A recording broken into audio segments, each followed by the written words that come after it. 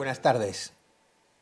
Es para mí una ocasión muy especial estar hoy aquí, puesto que vamos a hablar de uno de los episodios de la historia de Europa más famosos y al mismo tiempo más distorsionados y cuyo conocimiento prácticamente no ha llegado hasta nosotros.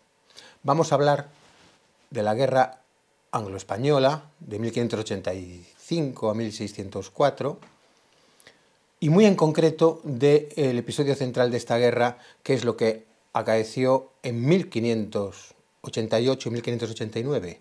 Estos episodios que han pasado a la historia como el episodio de la Armada Invencible y la Armada del año siguiente, que ha desaparecido de la historia sin dejar rastro. Nosotros estudiamos en el colegio que Felipe II envió una gran flota contra Inglaterra, pues con ansias expansionistas, pero los ingleses, Isabel I, consiguieron rechazarla, sometiendo a España a una gigantesca derrota que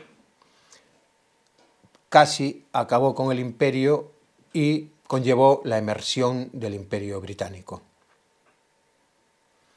Todo esto es algo que se aleja tanto de lo acontecido que podríamos casi decir que esta parte de la historia es una rama de la literatura fantástica. Vamos a en pocas palabras, resumir lo que le pasó a la armada que llamó Burghley a toro pasado invencible, y vamos a contar lo que ocurrió el año siguiente. Las relaciones entre España e Inglaterra fueron buenas durante el siglo XVI hasta el reinado de Isabel I de Inglaterra. A partir de ese momento, a partir de la década de 1560, Isabel comenzó sus ataques piráticos contra España, tanto en Europa como en América, ataques que tenemos que llamar piráticos porque fueron ataques en tiempos de paz. ¿Podemos llamar piratas a los protagonistas de esos ataques, como por ejemplo Francis Drake? Pues sí, porque aunque tenían el permiso de la reina para el permiso y la ayuda de la reina para estos ataques, los ataques fueron en tiempos de paz. Por tanto, sí que podemos llamar a Drake pirata, aunque podríamos decir que fue el pirata de la reina. De hecho, así se titula un libro de Kelsey dedicado a este marino inglés. Felipe II, durante todas estas 2 décadas largas de ataques de Isabel a España en tiempos de paz, pues hizo oídos sordos en lo que pretendía era atraer a Inglaterra al orden europeo católico, por un lado, y por el otro lado tenía problemas más urgentes. De hecho, Felipe II tiene que parar al otro gran imperio mediterráneo de ese momento, y no solo mediterráneo, y efectivamente en Lepanto consigue parar al turco. Después se ocupará de acabar con la furibunda política antiespañola y anticatólica de Isabel. Esta política no solamente se concretaba en ataques a España en tiempos de paz, acabo de decirlo, sino también en la ayuda a los rebeldes, a grupos de rebeldes que en Holanda se habían levantado contra su legítimo rey, Felipe II, que como sabemos había heredado por línea paterna Flandes. De esta manera, Felipe II va a preparar una flota para terminar con estos ataques piráticos, para acabar con la ayuda que Inglaterra está prestando como retaguardia a los rebeldes flamencos, como retaguardia y con un ejército inglés desembarcado en Holanda. Y después, por otro lado, Felipe II por fin acude a la llamada que ya tenía muchos años de insistencia por parte de los católicos ingleses, que estaban sufriendo una persecución creciente. Así, en 1588, Felipe II fleta esta gran armada en ayuda a los católicos para acabar con los ataques piráticos y para acabar con la ayuda inglesa a los que se habían rebelado en los territorios de Felipe II. Esta flota fue la que hoy conocemos como Invencible, debido a que Barclay, a toro pasado y con tono burlón, le puso ese apelativo que será amplificado por traducciones italianas y así ha llegado hasta nosotros hoy la gran derrota de la Invencible. Hablemos muy resumidamente de lo que pasó. Felipe II lanza esta armada. Esta armada en realidad no era específicamente una armada, sino que era un transporte de tropas, era un gran convoy de transporte de tropas escoltado por 20 barcos de guerra, por 20 galeones. Este convoy lo que pretendía era escoltar el ejército español afincado en Flandes y desembarcar en Inglaterra y acabar con la política antiespañola, anticatólica de Isabel y no pretendía, por lo tanto, con ansias expansionistas la conquista de Inglaterra, sino que pretendía ayudar a los católicos y conseguir que Inglaterra cesase sus agresiones a España. Esta flota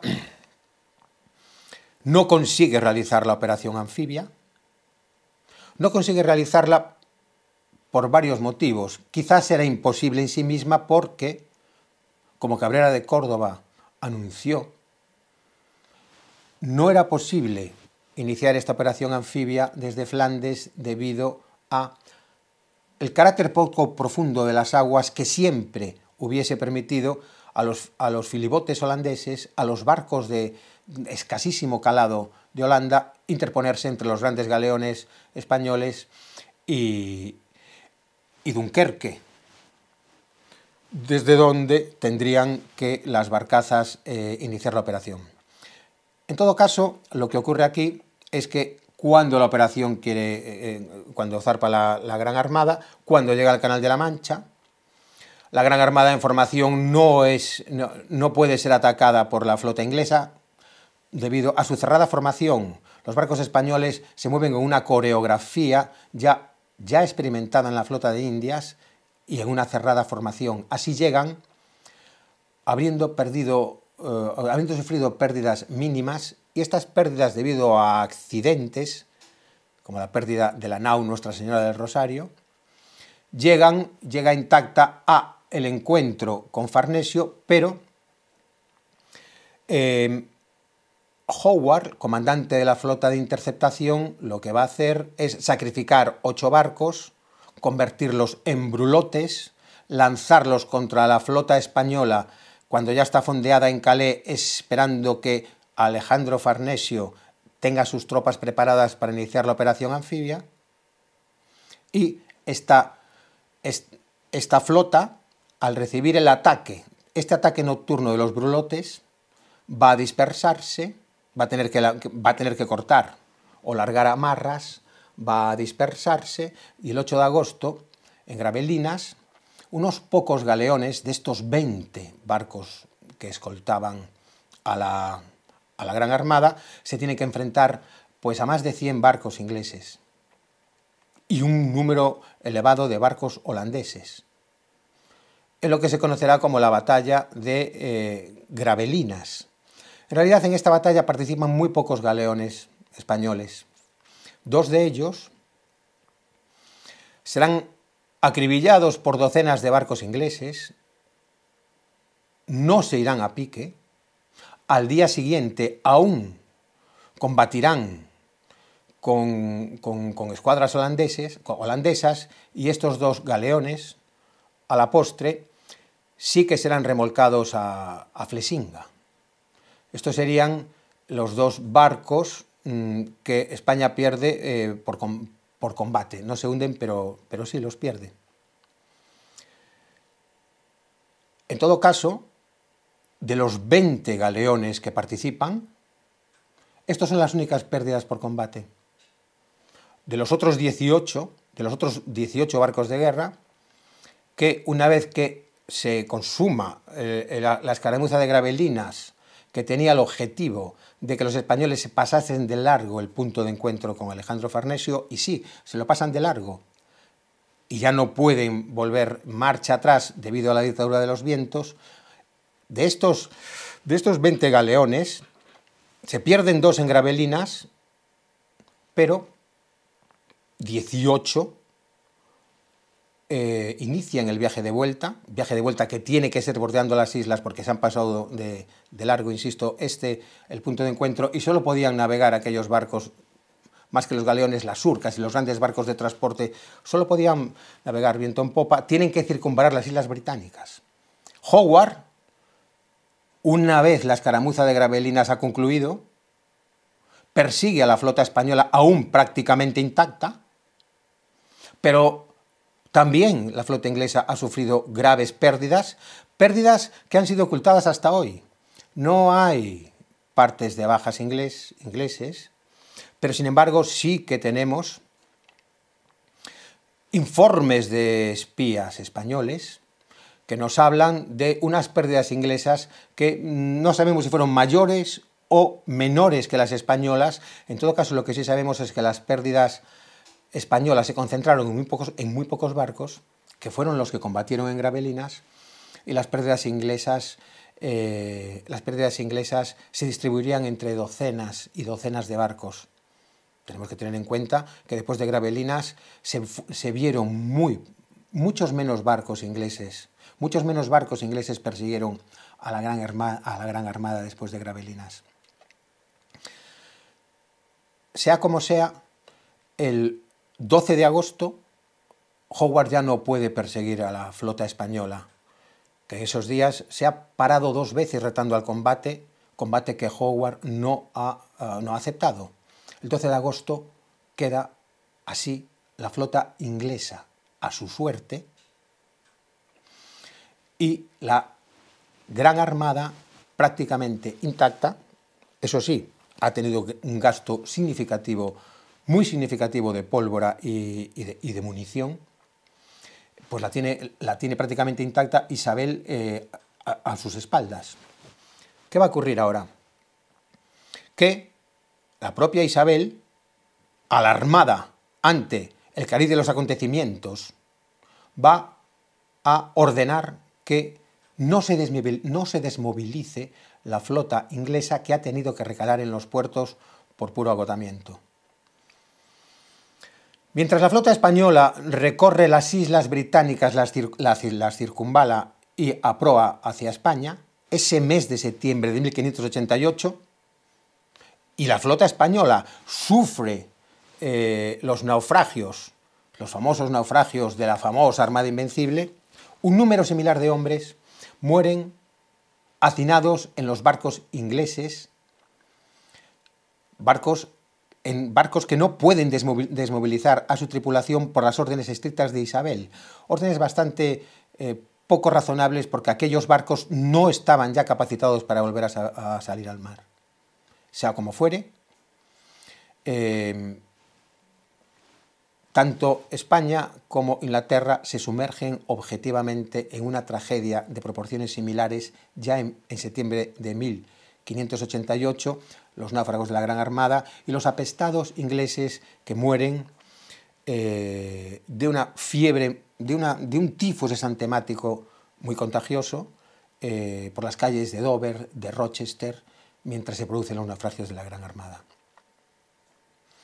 La Gran Armada vuelve a España, pierde hasta 25 barcos en el viaje de vuelta, urcas, barcos de transporte flamencos y alemanes en su mayor parte, pero vuelve a España, e Isabel, una vez que se da cuenta de que la flota ha vuelto, comprende que tiene unos meses en los cuales España está huérfana de una flota de guerra en el Atlántico.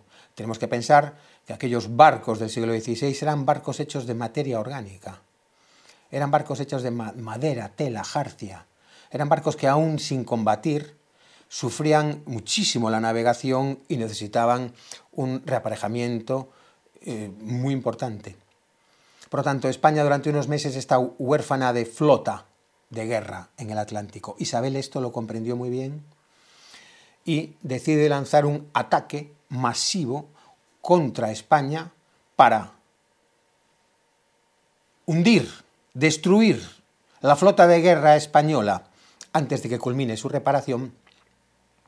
Una vez destruida, atacar Lisboa, secesionar Portugal de España y entronizar a un primo de Felipe II, don Antonio, el prior de Crato, convirtiendo así a Portugal en un país satélite de Inglaterra.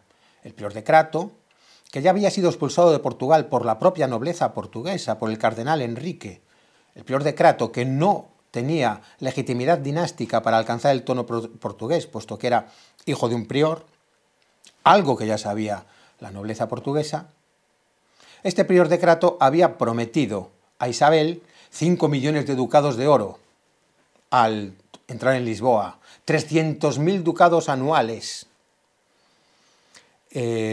como pago a la ayuda prestada por Inglaterra. Había prometido guarnecer los castillos portugueses con tropa inglesa a su costa, etcétera, etcétera, 12 días de saco en Lisboa, etcétera.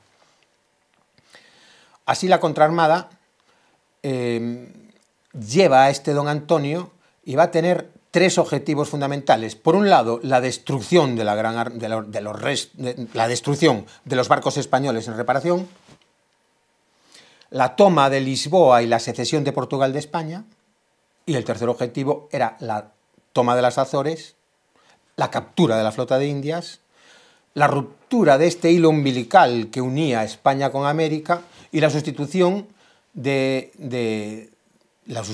España en las rutas oceánicas descubiertas por la propia España en esta época. En realidad, la contraarmada tenía unos designios absolutamente grandiosos, pero también tenía un tamaño adecuado para llevarlos a la práctica, para llevar a la práctica estos tres objetivos. Así, el 29 de abril de 1589, zarpa de Plymouth esta flota que está compuesta por 180 barcos y 27.667 hombres, según recuento empírico, antes de zarpar de Plymouth. Por cierto, 2 semanas antes de zarpar, por lo tanto, probablemente fuesen más hombres, porque el alistamiento en ese momento era muy fuerte. Pero Isabel no tenía una Royal Navy para enfrentarse a España, y lo que hace es pedirle a Drake y a Norris, John Norris, el general más prestigioso de la época, que fleten una gran flota de armadores privados. Y eso es lo que van a hacer. De los 180 barcos que zarpan de Plymouth, solo 6 son barcos de la reina. El resto obedecen a intereses de armadores privados. Los armadores privados no quieren ir a Santander, donde está el grueso de la flota española en reparación. Se niegan porque en realidad, aunque tuviesen éxito, ¿qué interés hay? ¿Qué interés hay en destruir barcos de guerra en reparación? Ninguno. Pero por otro lado, lo que hay es un peligro inminente, puesto que entrar en Santander hubiese sido un expediente difícil y muy arriesgado, puesto que los españoles los estábamos esperando allí. Los inversores quieren ir directamente a Lisboa, a saquear la rica Lisboa. Piense que Lisboa en este momento es capital de un imperio oceánico. Piense que en este momento Lisboa es una ciudad rica, muy rica, no más pequeña que Londres. Es importante darse cuenta de que el siglo XVI es un siglo ibérico. Pero sin embargo Drake y Norris no se atreven a saltarse tan flagrantemente las órdenes reales.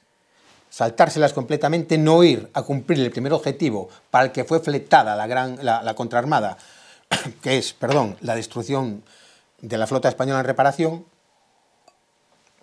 Saltarse ese objetivo les parece a Drake y a Norris demasiado, sin darle a Isabel algo que lo compense. Por eso decide esta flota no ir directamente a Lisboa, sino hacer una parada en La Coruña, destruirla, una ciudad pequeña, una ciudad que no les está esperando, ellos creyeron, una ciudad que queda de camino a Lisboa, no tienes que meterte en el peligroso Golfo de Vizcaya, y así la destrucción de La Coruña sería la coartada perfecta para conseguir el perdón de Isabel por haberse saltado el primer objetivo de la expedición. De esta manera, el 4 de mayo de 1589, inopinadamente sobre La Coruña cae una flota de casi 28.000 hombres, sobre una ciudad que no pasaba de 4.000 habitantes, y aquí empieza la épica de la primera escala de la contraarmada en La Coruña. Lo que tenemos que decir es que no estaba tan indefensa La Coruña. No olvidemos que España en este momento es la primera potencia mundial. No olvidemos que España en este momento tiene recursos y tiene una sociedad estructurada. De hecho, el capitán general de Galicia, el marqués de Cerralbo, le había pedido a Felipe II que todos los barcos de la Gran Armada que volviesen a Galicia se quedasen allí para fortalecerla, tanto con su artillería como con su dotación. Y eso fue lo que ocurrió. Y en La Coruña, a Galicia, sí que llegaron barcos importantes de la Gran Armada. Llegó el galeón más heroico de todas aquellas operaciones del 88. Llegó el galeón San Juan de Recalde, trayendo en conserva 2 pataches y trayendo más de 400 soldados viejos de infantería española. Llegó la gran Ragazzona de Bertendona, que al final sí se perdería en la ría de Ferrol por un problema de falta de anclas, pero este barco trajo artillería y también trajo tripulación y otros barcos. La nau San Bartolomé, la Urca Sansón, el galeoncete San Bernardo.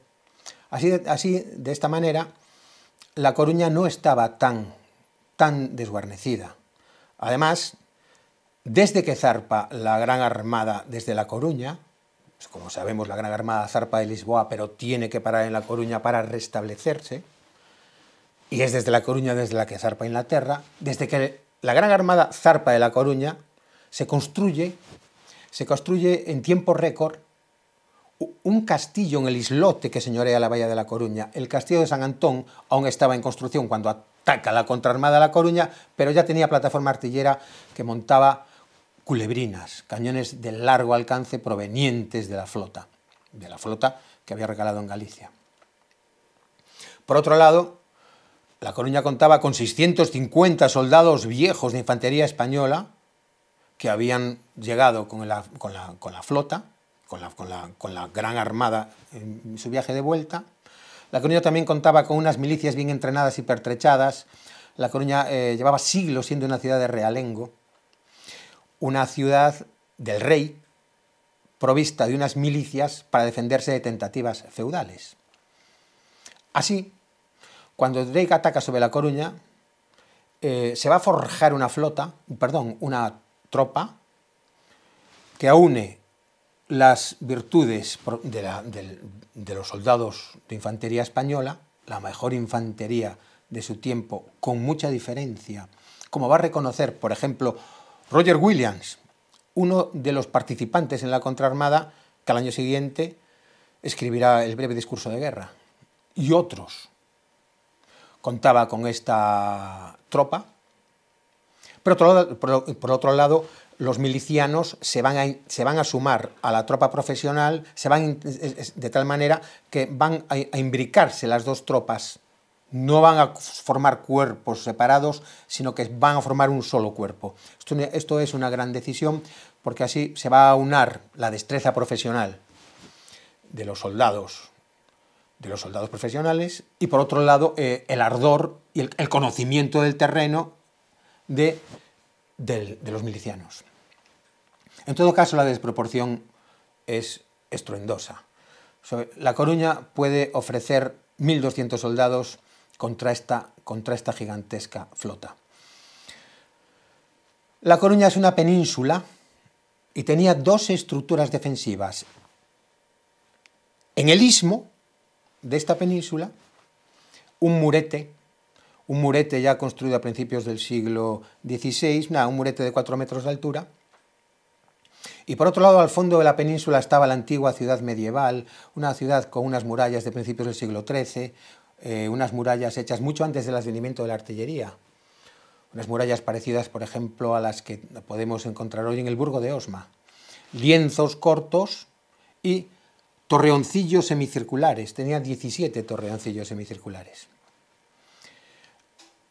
Nadie puede evitar la entrada de Drake, almirante de esta flota, en la ría de La Coruña. Pero sin embargo, cuando quieren acercarse al puerto, el castillo de San Antón con sus tiros parabólicos los aleja de él, incluso les obliga a varar.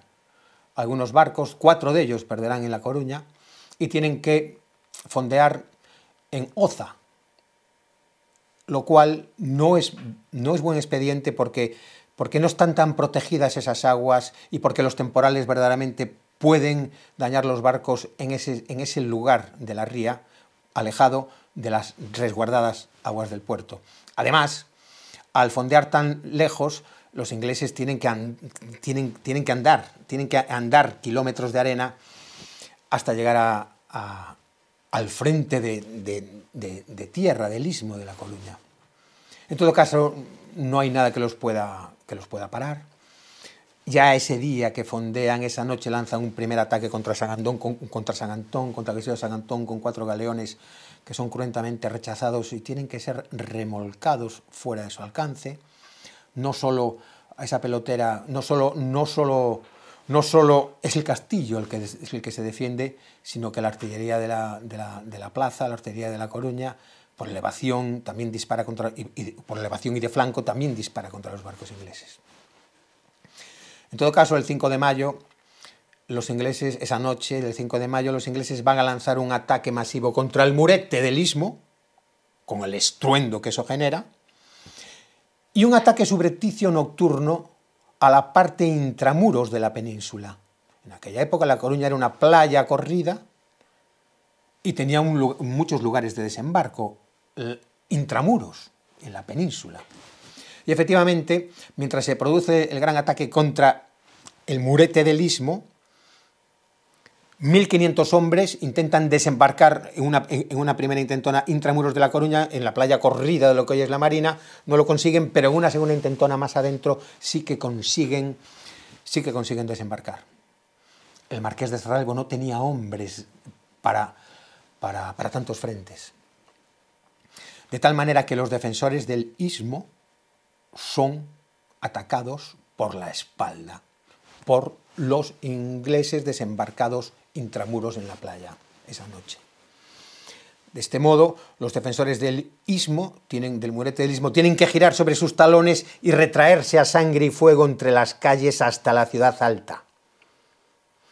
Esta noche, no solo los defensores del istmo, sino toda la población coruñesa tiene que dejar sus casas a toda prisa y correr hacia la ciudad alta. Se produce unos combates calle a calle recogidos en el libro Contra Armada, pero al final todos los españoles consiguen refugiarse esa noche en la ciudad alta, pero no todos, sino que una parte de la población cae en manos de los invasores y además va a sufrir los rigores de la guerra. De Black Norris tenía como una de las estrategias de guerra someter a las poblaciones al terror, buscando su rendimiento. Y sí, fue una noche de terror, de muerte. Fue una noche de dolor para la población coruñesa. Pero, sin embargo, no consiguieron la rendición, sino al revés. Consiguieron un empecinamiento absoluto en la resistencia hasta el final.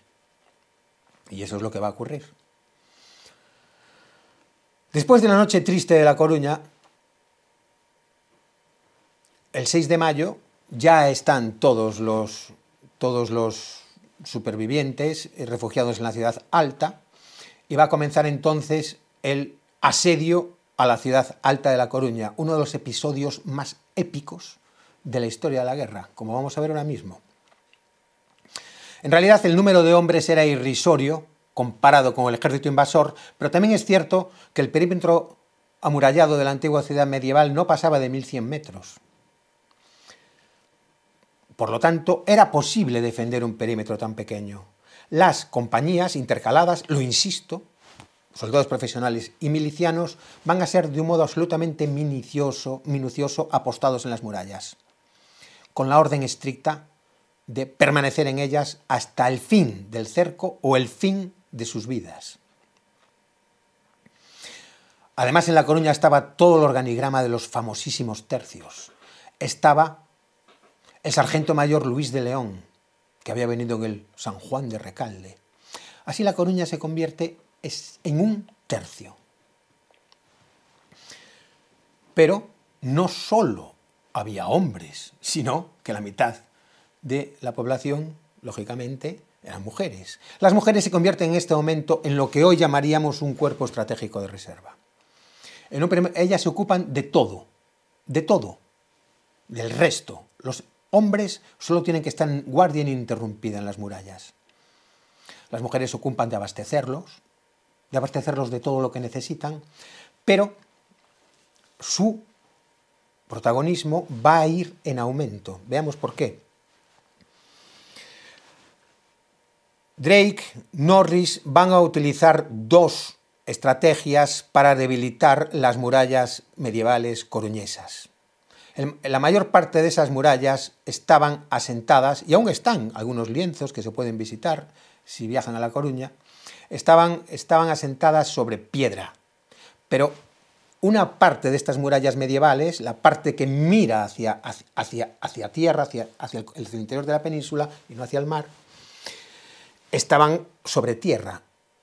Una vez que los ingleses sitian la ciudad medieval, se instalan en el convento de Santo Domingo, muy próximo a las murallas, debido a que todo esto había sido hecho mucho antes del advenimiento de la artillería, y desde las huertas de ese convento inician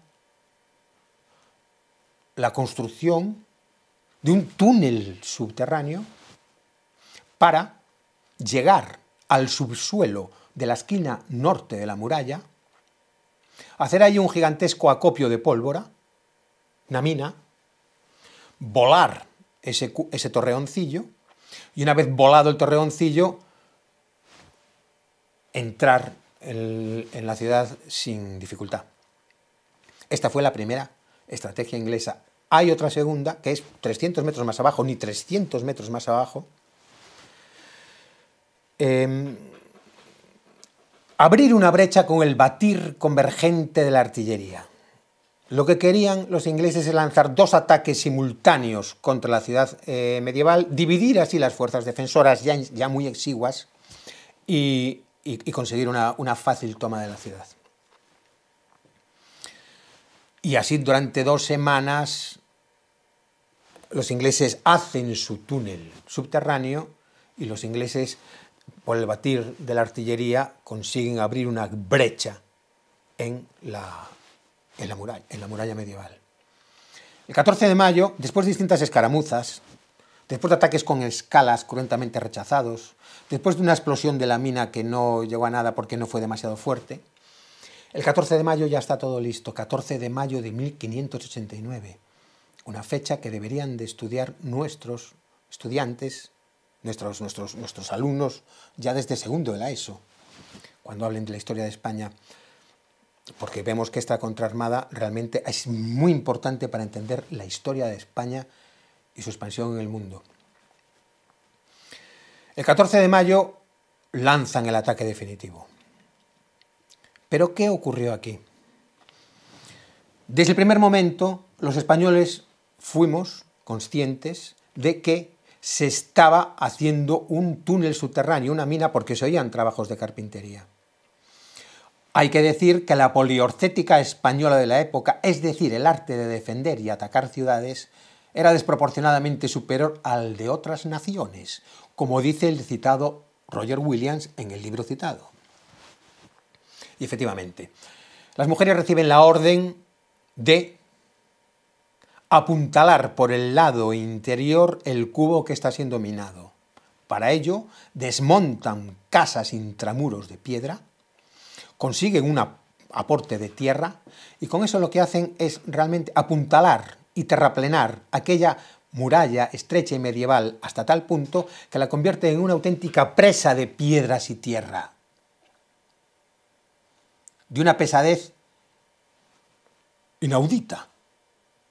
Tanto la robustecen que hasta se pueden poner cañones encima de las murallas. 4 se pondrán. Llegado el 14 de mayo, cuando se produce la explosión, que según el cálculo de los artificieros haría que el torreoncillo saliese volando hacia el interior, con lo cual la entrada en La Coruña hubiese sido muy fácil, el torreoncillo no se mueve. No se mueve ni hacia el interior ni hacia arriba. Pesa demasiado el apuntalamiento hecho por las mujeres. Hay demasiadas toneladas de granito.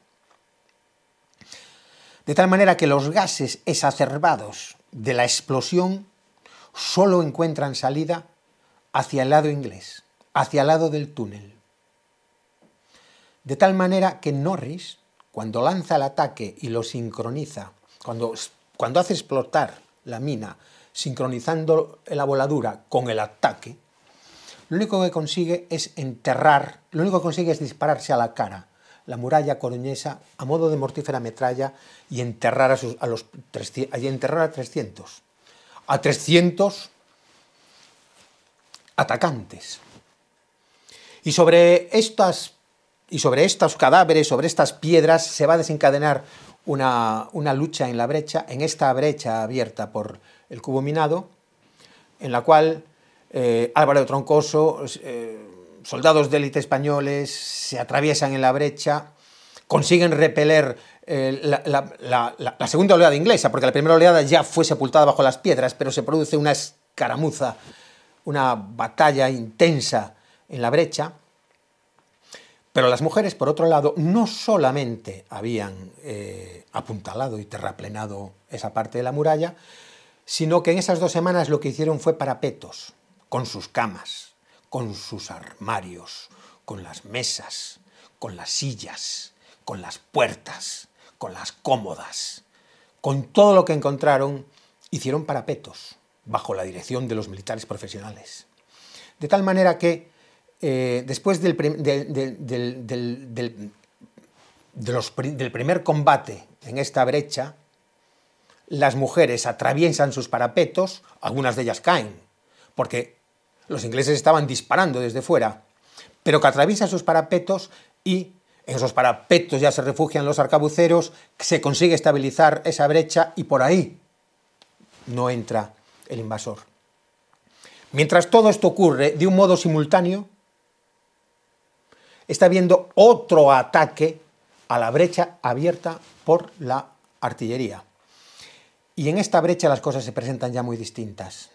Después de 2 horas de lucha, las fuerzas defensoras han sido reducidas. Ya en sí mismo eran muy exiguas, pero hay muchos muertos, hay muchos heridos, y los que no están ni muertos ni heridos están completamente agotados. Estamos hablando de una guerra muy artesanal, de una guerra de un esfuerzo enorme. Así, un alférez inglés sube por la brecha y ya anuncia el horrendo desenlace, van a entrar las tropas. Los ingleses habían intentado intimar a la rendición, habían avisado de que si no se rendían se utilizaría todo el rigor de la guerra, y entra el alférez sabiendo lo que les espera a los sitiados. Y en este momento va a ocurrir uno de los hechos de armas más sorprendentes de la historia de Europa. Desde luego, yo no conozco otro igual. ¿Qué ocurre aquí? Pues que una de estas mujeres que acababa de ver morir a Gregorio de Rocamonde, su marido, como otros muchísimos hombres murieron aquel día, se lanza contra el alférez, lo ensarta y lo derriba. Es curioso que este hecho esté recogido en las crónicas, y es curioso que se nombre a un civil, que se nombre a una mujer. Pero esto no es nada más que el símbolo de resistencia final. Las mujeres entonces entran en masa, en combate, en el punto específico donde hace falta, en un número superior a 1000. Estas mujeres lo que hacen es coger las piedras intramuros, adoquines de 30, 40 kilos, y desde 7 metros de altura lo lanzan miles de adoquines contra los soldados que ya están entrando. Los propios documentos ingleses reconocen que esta lluvia de piedras fue imposible de soportar. Muchas de las mujeres mueren porque son disparadas desde el otro lado, son muy visibles desde lo alto de las murallas, y son disparadas con arcabuz, con mosquetería, pero siguen tirando adoquines y tiran y los tiran, hasta el punto de que consiguen que sea tan frenético el ritmo de bajas que se está produciendo por el lado atacante que Norris decida parar el ataque.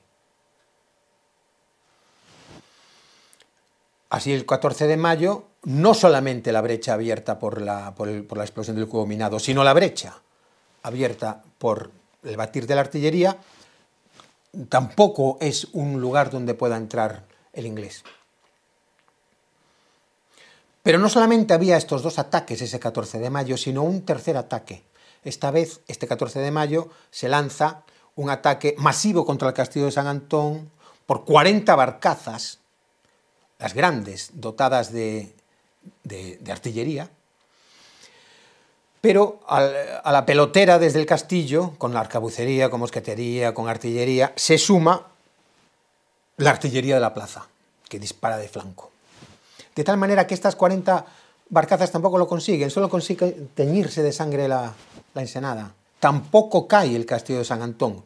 Si el castillo de San Antón hubiese caído inevitablemente el dispositivo defensivo Ciudad Alta-Castillo de San Antón. Pero no cae ni la Ciudad Alta ni el castillo de San Antón. El castillo de San Antón blinda el mar de la Ciudad Alta e impide que se ataque la Ciudad Alta desde el mar. Y la Ciudad Alta en sí misma ha resistido todo ataque terrestre. De tal manera que la contraarmada no consigue increíblemente tomar esa pequeñísima plaza y deciden irse. El 15 de mayo es un día de luto, es un día de entierros, y irse no es tan fácil porque, aunque no ha habido tiempo a que llegue un ejército español propiamente dicho para acabar cuentos en La Coruña, piensen en las distancias, piensen en Galicia, piensen en el siglo XVI, sí que ha habido tiempo para que las tropas gallegas, hijas de un sistema feudal, afluyan. Afluyen los caballeros feudales con sus vasallos. Y estas tropas gallegas, y hay muchos documentos que acreditan las acciones de uno y otro, pues van a someter durante estas 2 semanas de cerco a un desgaste permanente a los ingleses que salen de La Coruña y de Sumurete en busca de botín. Muchos son muertos. Los ingleses están en la ecuación de dispersarse para tener más botín por cabeza, pero esta dispersión les cuesta muy caro muchas veces. De tal manera que Drake y Norris saben que si tienen que reembarcar, pero el camino desde La Coruña a su flota, en ese camino está cerca las tropas gallegas en el puente del Burgo, saben que es peligroso el reembarque. Por lo tanto, el 16 de mayo tienen que presentar batalla en el puente del Burgo a estas tropas. este puente románico, que aún puede ser visitado hoy, aunque fue volado en la Guerra de Independencia por John Moore, ahora ha sido reconstruido, un trocito que fue volado, y lo pueden visitar. Es un puente de 100 metros de largo, pero solo 3 metros de ancho. Si queremos atravesar por ese puente y no quieren que pasemos, que fue lo que pasó, se pueden establecer tiradores a ambos flancos. Era muy difícil tomar ese puente. El primer ataque es rechazado con más de 150 muertos, según fuentes inglesas. El segundo ataque al puente también es rechazado de un modo más cruento. Y en el tercer ataque al puente del Burgo, en el que ya tienen que ir los caballeros con sus armaduras, en el cual será herido Edgar Norris, hermano de John Norris, el general, y otros caballeros. En el tercer ataque sí que consiguen tomar el puente, pero según reconocen las propias fuentes inglesas, con más pérdida de hombres que los españoles, mucha más. Los españoles, entonces los vasallos huyen, y cada uno va a su casa a defenderla, se escapan. El exiguo número de soldados profesionales que estaban con el conde de Andrade, el jefe de las fuerzas extramuros españolas en este momento, se van a Santiago, preocupados por si, una vez tomado este puente, camino de Santiago de Compostela, van a intentar destruir el sepulcro del apóstol, lo cual hubiese sido un auténtico mazazo propagandístico en esta guerra. Vale, se van a Santiago a intentar obstaculizar ese camino, pero en realidad el inglés, después del desgaste que ha sufrido en La Coruña, no tiene otro designio que irse. De tal manera que una vez que expulsados del puente del Burgo los españoles, culmina rápidamente el reembarque y zarpa el 19 de mayo. Después de haber perdido no menos de 4.000 hombres entre muertos y heridos, y haber empeorado de un modo drástico las condiciones sanitarias de la flota, y aún más grave, después de haber perdido la moral, porque han sido repelidos de una ciudad de 4.000 habitantes. El siguiente objetivo es tomar Lisboa, que sobrepasa los 100.000.